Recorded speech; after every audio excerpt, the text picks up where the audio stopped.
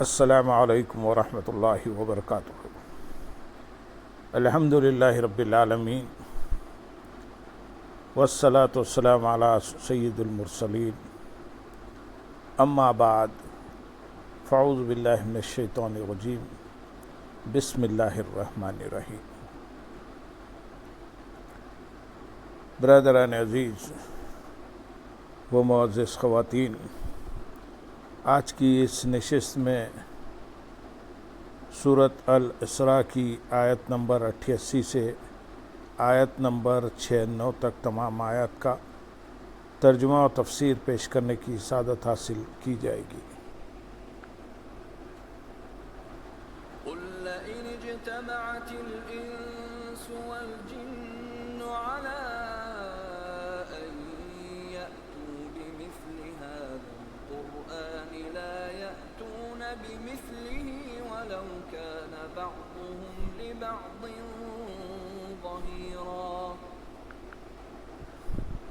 ولقد صرفنا للناس في هذا القرآن من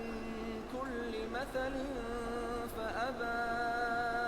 أكثر الناس إلا كفورا وقالوا لن نؤمن لك حتى تفجر لنا من الأرض ينبوعا أو تكون لك جنة من نخيل وعنب فتفجر الأنهار خلالها تفجيرا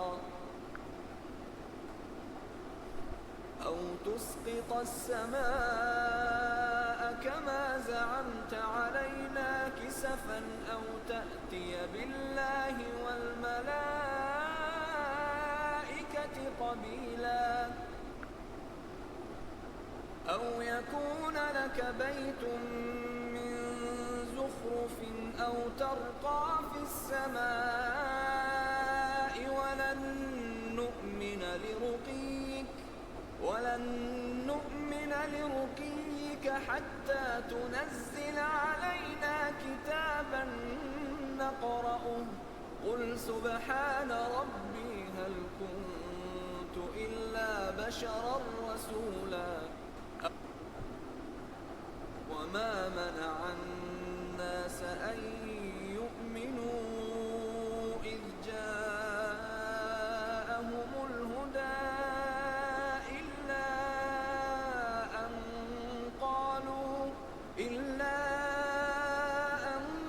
قالوا أبعث الله بشرا رسولا قل لو كان في الأرض ملائكة يمشون مطمئنين لنزلنا عليهم من السماء ملكا رسولا قل كفى بالله شهيدا بيني وبينكم إنه كان بعباده خبيرا بصيرا۔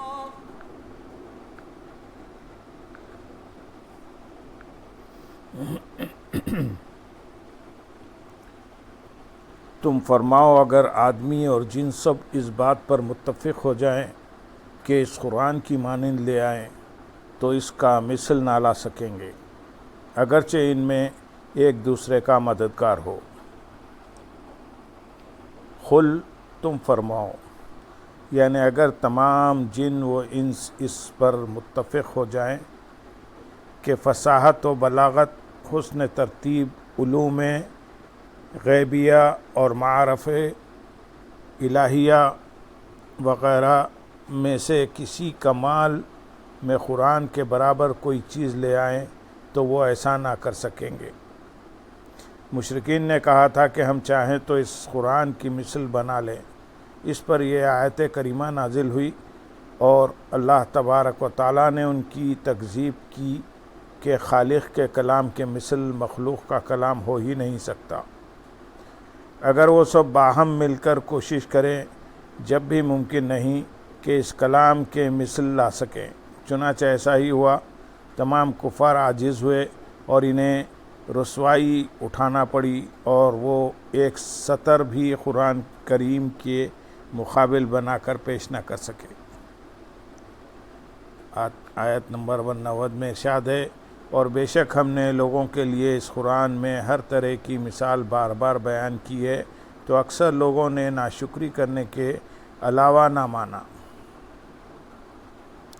اور بے شک ہم نے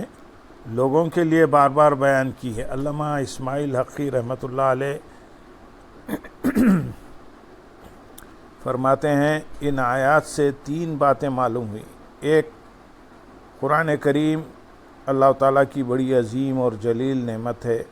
اس لیے ہر عالم اور حافظ پر لازم ہے کہ وہ اس نعمت کا شکر ادا کرے اور اس کے حقوق ادا کرنے پر ہمیشگی اختیار کرے۔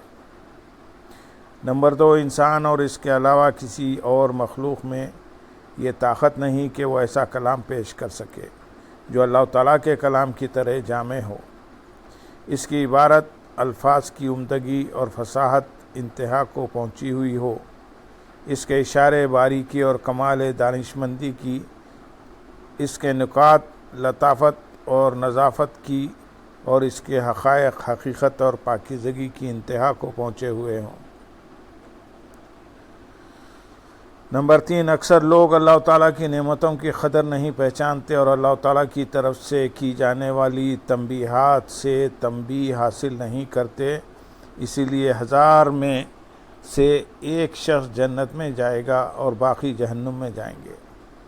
اور یہ وہ لوگ ہوں گے جنہوں نے حق بات سے اور اسے سیکھنے سے اعراض کیا۔ یہاں یہ بات یاد رہے کہ قرآن مجید مخلوق نہیں، کیونکہ یہ اللہ تعالیٰ کی صفت ہے، اور اللہ تعالیٰ کی صفات ازلی اور غیر مخلوق ہیں۔ امام اعظم ابو حنیفہ رضی اللہ تعالیٰ عنہ فرماتے ہیں، جو قرآن کریم کو مخلوق کہے یا اس کے بارے میں توقف کرے یا اس کے بارے میں شک کرے تو اس نے اللہ تعالیٰ کے ساتھ کفر کیا۔ نیز حضرت امام احمد رضا خان رحمۃ اللہ علیہ نے فتویٰ رضویہ کی 15ویں جلد میں موجود اپنے رسالے میں جھوٹ جیسے بدترین عیب سے اللہ تعالیٰ کے پاک ہونے کا بیان میں قرآن عظیم کے غیر مخلوق ہونے پر ائمہ اسلام کے 32 ارشادات ذکر کیے ہیں، اور ان میں یہ بھی بیان کیا ہے کہ 9 صحابہ اکرام رضی اللہ تعالیٰ عنہ فرماتے تھے کہ جو قرآن کو مخلوق بتائے وہ کافر ہے۔ آیت نمبر 90 سے آیت نمبر 93 تک ارشاد ہے، اور انہوں نے کہا ہم تم پر ہرگز ایمان نہ لائیں گے یہاں تک کہ تم ہمارے لیے زمین سے کوئی چشمہ بہا دو، یا تمہارے لیے کھجوروں اور انگوروں کا کوئی باغ ہو، پھر تم ان کے درمیان خوب نہریں جاری کر دو، یا تم ہم پر آسمان ٹکڑے ٹکڑے کر کے گرا دو جیسا تم نے کہا ہے، یا اللہ اور فرشتوں کو ہمارے سامنے لے آؤ، یا تمہارے لیے کوئی سونے کا گھر ہو، یا تم آسمان پر چڑھ جاؤ، اور ہم تمہارے چڑھ جانے پر بھی ہرگز ایمان نہ لائیں گے جب تک ہم پر ایک کتاب نہ اتارو جو ہم پڑھیں۔ تم فرماؤ میرا رب پاک ہے، میں تو صرف اللہ کا بھیجا ہوا ایک آدمی ہوں۔ اس آیت کا شان نزول یہ ہے کہ جب قرآن کریم کا اعجاز خوب ظاہر ہو چکا اور واضح معجزات نے حجت قائم کر دی اور کفار کے لیے عذر کی کوئی صورت باقی نہ رہی، تو وہ لوگوں کو مغالطے میں ڈالنے کے لیے طرح طرح کی نشانیاں طلب کرنے لگے، اور انہوں نے کہہ دیا کہ ہم ہرگز آپ پر ایمان نہ لائیں گے۔ چنانچہ مروی ہے کہ کفار قریش کے سردار کعبہ معظمہ میں جمع ہوئے اور انہوں نے رسول اللہ صلی اللہ علیہ وسلم کو بلوایا۔ حضور اقدس صلی اللہ علیہ وسلم تشریف لائے تو انہوں نے کہا کہ ہم نے آپ کو اس لیے بلایا ہے کہ آج گفتگو کر کے آپ سے معاملے طے کر لیں، تاکہ ہم پھر آپ کے حق میں کوئی بھی کارروائی کرنے میں معذور سمجھے جائیں۔ عرب میں کوئی آدمی ایسا نہیں ہوا جس نے اپنی قوم پر وہ شدتیں کی ہوں جو آپ نے کر دی ہے۔ آپ نے ہمارے باپ دادا کو برا کہا، ہمارے دین کو عیب لگائے، ہمارے دانشمندوں کو کم عقل ٹھہرایا، ہمارے معبودوں کی توہین کی، ہماری جماعت متفرق کر دی اور کوئی برائی اٹھا نہ رکھی، یعنی سب کچھ آپ نے کیا۔ یہ بتاؤ کہ اس سے تمہاری غرض کیا ہے؟ اگر تم مال چاہتے ہو تو ہم تمہارے لیے اتنا مال جمع کر دیں کہ ہماری قوم میں تم سب سے زیادہ مالدار ہو جاؤ، اور اگر اعزاز چاہتے ہو تو ہم تمہیں اپنا سردار بنا لیں، اور اگر ملک و سلطنت چاہتے ہو تو ہم تمہیں بادشاہ تسلیم کر لیں۔ یہ سب باتیں کرنے کے لیے ہم تیار ہیں، اور اگر تمہیں کوئی دماغی بیماری ہو گئی ہے یا کوئی خلش ہو گیا ہے تو ہم تمہارا علاج کریں اور اس میں جس قدر خرچ ہو اٹھائیں۔ سرکار دو عالم صلی اللہ علیہ وسلم نے فرمایا، ان میں سے کوئی بات نہیں اور میں مال، سلطنت اور سرداری کسی چیز کا طلبگار نہیں، بات صرف اتنی ہے کہ اللہ تعالیٰ نے مجھے رسول بنا کر بھیجا ہے اور مجھ پر اپنی کتاب نازل فرمائی اور حکم دیا کہ میں تمہیں اس کے ماننے پر اللہ تعالیٰ کی رضا اور نعمت آخرت کی بشارت دوں اور انکار کرنے پر عذاب الہی کا خوف دلاؤں۔ میں نے تمہیں اپنے رب عز و جل کا پیغام پہنچایا ہے، اگر تم اسے قبول کرو تو یہ تمہارے لیے دنیا و آخرت کی خوش نصیبی ہے، اور نہ مانو تو میں صبر کروں گا اور اللہ تعالیٰ کے فیصلے کا انتظار کروں گا۔ اس پر ان لوگوں نے کہا، اے محمد صلی اللہ علیہ وسلم، اگر آپ ہمارے معروضات کو قبول نہیں کرتے ہیں تو ان پہاڑوں کو ہٹا دیجئے اور میدان صاف نکال دیجئے اور نہریں جاری کر دیجئے اور ہمارے مرے ہوئے باپ دادا کو زندہ کر دیجئے، ہم ان سے پوچھ دیکھیں گے کہ آپ جو فرماتے ہیں کیا وہ سچ ہے۔ اگر وہ کہہ دیں گے تو ہم مان لیں گے۔ حضور اقدس صلی اللہ علیہ وسلم نے فرمایا، میں ان باتوں کے لیے نہیں بھیجا گیا، اور جو پہنچانے کے لیے میں بھیجا گیا تھا وہ میں نے پہنچا دیا۔ اگر تم مانو تو تمہارا نصیب، اور نہ مانو تو میں خدائی فیصلے کا انتظار کروں گا۔ کفار نے کہا، پھر آپ اپنے رب سے عرض کر کے ایک فرشتہ بلوا لیجئے جو آپ کی تصدیق کرے، اور اپنے لیے باغ، محل اور سونے چاندی کے خزانے طلب کیجئے۔ رسول کریم صلی اللہ علیہ وسلم نے فرمایا کہ میں اس لیے نہیں بھیجا گیا، میں بشیر و نذیر بنا کر بھیجا گیا ہوں۔ اس پر وہ لوگ کہنے لگے، تو ہم پر آسمان گروا دیجئے، اور ان میں سے بعض یہ بولے کہ ہم ہرگز ایمان نہ لائیں گے جب تک آپ اللہ تعالیٰ کو اور فرشتوں کو ہمارے پاس نہ لائیں۔ اس پر نبی اکرم صلی اللہ علیہ وسلم اس مجلس سے اٹھائے، اور عبداللہ بن امیہ آپ کے ساتھ اٹھا اور آپ سے کہنے لگا، اللہ کی قسم میں کبھی ایمان نہ لاؤں گا جب تک آپ سیڑھی لگا آسمان پر نہ چڑھو اور میری نظروں کے سامنے وہاں سے ایک کتاب اور فرشتوں کی ایک جماعت لے کر نہ آؤ، اور اللہ کی قسم اگر یہ بھی کرو تو میں سمجھتا ہوں کہ میں پھر بھی نہ مانوں گا۔ حضور پرنور صلی اللہ علیہ وسلم نے جب دیکھا کہ یہ لوگ اس قدر ضد و عناد میں ہیں اور ان کے حق سے دشمنی حد سے گزر گئی ہے، تو آپ صلی اللہ علیہ وسلم کو ان کی حالت پر رنج ہوا۔ اس پر آیت کریمہ نازل ہوئی، تم فرماؤ میرا رب پاک ہے۔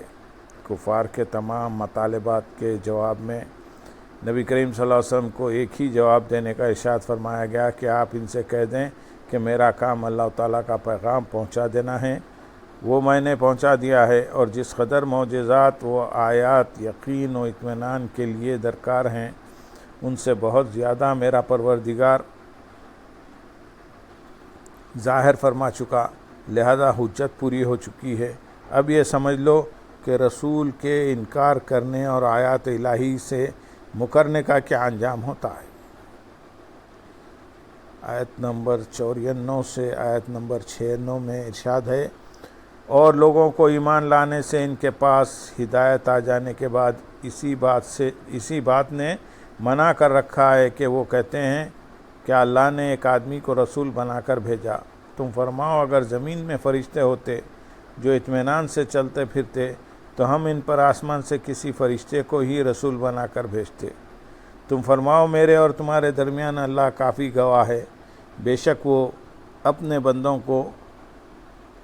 بندوں کی خبر رکھنے والا، دیکھنے والا ہے۔ ارشاد فرمایا حالانکہ لوگوں کے پاس ہدایت آ چکی ہے مگر انہیں صرف اس بات نے ایمان لانے سے روک رکھا ہے کہ وہ یہ کہتے ہیں کہ کیا اللہ تعالیٰ نے آدمی کو رسول بنا کر بھیجا ہے، یعنی وہ لوگ رسولوں کو بشر ہی جانتے رہے اور ان کے منصب نبوت اور اللہ تعالیٰ کی عطا فرمائی ہوئے کمالات کے معترف نہ ہوئے،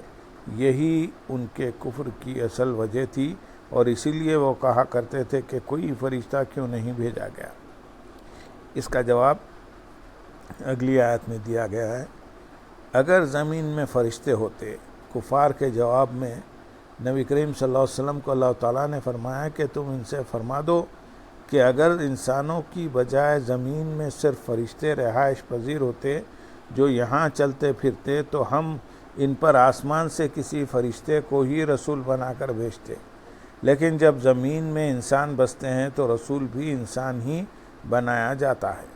فرشتوں کے لیے فرشتہ ہی رسول بھیجا جاتا کیونکہ وہ ان کی جنس سے ہوتا، لیکن جب زمین میں آدمی بستے ہیں تو ان کا ملائکہ میں سے رسول طلب کرنا نہایت ہی بیجا ہے۔ قل تم فرماؤ، یعنی اے حبیب صلی اللہ علیہ وسلم آپ فرما دیں کہ میرے اور تمہارے درمیان اس بات پر اللہ تعالیٰ ہی گواہ کافی ہے کہ جس چیز کے ساتھ مجھے بھیجا گیا وہ میں نے تم تک پہنچا دی اور تم نے اسے جھٹلایا اور دشمنی کی، بے شک وہ اپنے بندوں یعنی رسولوں اور جن کی طرف انہیں بھیجا گیا ان کے ظاہری اور باطنی تمام احوال کی خبر رکھنے والا اور انہیں دیکھنے والا ہے، تو وہ انہیں اس کی جزا دے گا۔ اللہم صلی علی سیدنا محمد وعلی آل سیدنا محمد وبارک وسلم وآخر دعوانا ان الحمد للہ رب العالمین۔